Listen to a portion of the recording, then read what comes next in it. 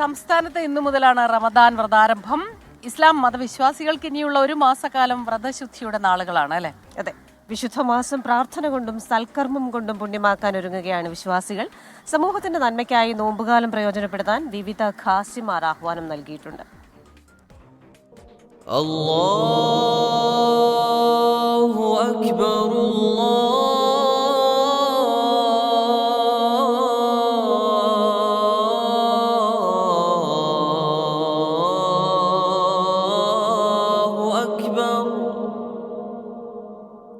ഷഹബാൻ മാസം പൂർത്തിയാക്കി പുണ്യമാസ പിറവിയായി. ലോകത്തെ ഇസ്ലാം ജനതകൾക്കാകെ ഇനി റമദാൻ, വിശുദ്ധ മാസത്തിൻ്റെ ദിനരാത്രങ്ങൾ. ഉപവാസത്തിൻ്റെ പകലും ഉപാസനയുടെ രാവുമായി ഇനിയൊരു റമദാൻ മാസക്കാലം. റമദാൻ എന്ന അറബി പദത്തിൻ്റെ അർത്ഥം കരിച്ചു കളയുക, സ്ഫുടം ചെയ്തെടുക്കുക എന്നൊക്കെയാണ്. മാനവ മനസ്സിലെ തിന്മകളെ കരിച്ചു സ്ഫുടം ചെയ്തെടുത്ത് ആത്മസംസ്കരണത്തിലൂടെ ആത്മീയ നിർവൃതിയിലേക്ക് എത്തിക്കുന്ന ഒരു വലിയ പ്രക്രിയയാണ് റമദാൻ മാസത്തിൻ്റെ സവിശേഷത.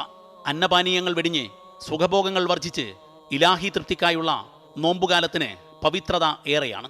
സഹജീവികളെ കാരുണ്യം കൊണ്ട് ചേർത്ത് പിടിക്കുന്ന വലിയ മാനുഷിക കടമയും ഈ നോമ്പുകാലത്തിൻ്റെ പ്രത്യേകതയാണ്.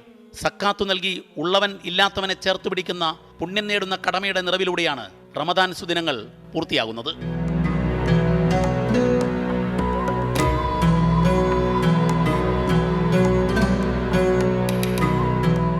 ബദറിന്റെ ഓർമ്മ പുതുക്കലും ലൈലത്തുൽ ഖദറും പിന്നിട്ടാണ് റമദാൻ പരിസമാപ്തിയിലേക്ക് എത്തുക.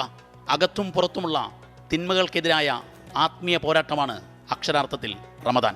അതെ, ഈ നോമ്പുകാലം. ദീപക് ധർമ്മടം, 24 കോഴിക്കോട്.